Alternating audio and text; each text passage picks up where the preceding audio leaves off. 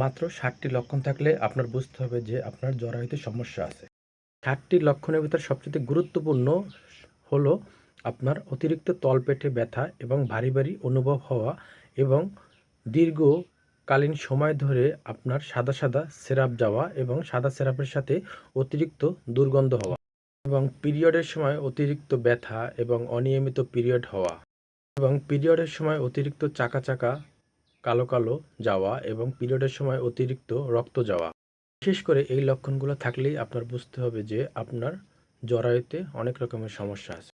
জরায়ুটা অতিরিক্ত ফুলে যাওয়া এবং অতিরিক্ত ব্যথা অনুভব হওয়া, স্বামীর সাথে মেলামেশা করার সময় অতিরিক্ত ব্যথা অনুভব হওয়া এবং কোনো রকমের প্রোটেকশন ছাড়াই যদি স্বামীর সাথে মেলামেশা করেন, সেক্ষেত্রে যদি ৬ মাসের ভিতরে বাচ্চা কনসেপ্ট না করে, সেক্ষেত্রেও অনেক সময় ধারণা করা হয়ে থাকে জরায়ুতে সমস্যা আছে।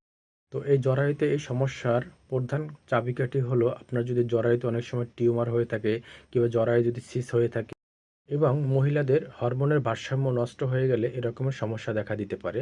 তো এরকমের লক্ষণ যদি আপনার ভিতরে থেকে থাকে অবশ্যই একজন গাইনোকোলজিস্ট চিকিৎসকের পরামর্শ নেবেন। ইনশাল্লাহ আপনি সুস্থ হয়ে যাবেন।